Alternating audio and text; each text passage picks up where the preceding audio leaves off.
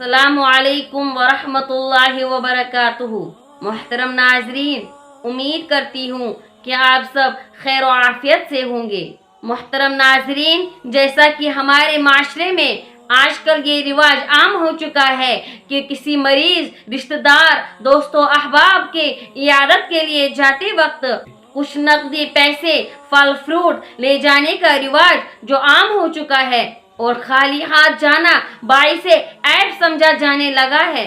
हम देखेंगे क्या ऐसा ख्याल शरई तौर पर जायज है कि नहीं। तो नाजरीन, रस्म की बुनियाद पर कोई रकम या नकदी के अलावा जो भी फल फ्रूट लिया जाता है, ये कोई भी अज्र सवाब का अमल नहीं है।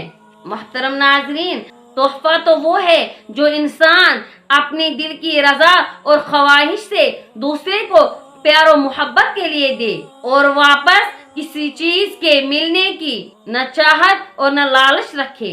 और हदिया लेने वाला भी अपने जिम्मे इस हदिया का बदला देना लाजिम न समझे।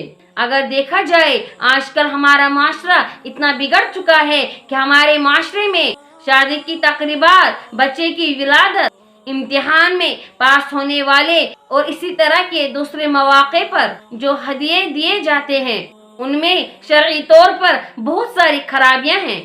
इसलिए सबसे बेहतर यही है कि लेन देन के इस गैर शरई तरीके से बचकर तकरीबात में शिरकत हो और इसी तरह इयादत भी हो और मुबारकबादी भी हो। अगर किसी को कुछ दिया भी जाए तो इखलासी नियत से और दूसरों से छुपा कर दिया जाए और वापसी की उम्मीद के बगैर दिया जाए और जो अपनी माली वसअत हो उसके मुताबिक दिया जाए। अल्लाह ताला से दुआ है कि अल्लाह ताला हम सबको इन बिदात से, रस्म और रिवाज से बचने की तौफीक अता फरमाए। आमीन वल्हम्दुलिल्लाहि रब्बिल आलमीन।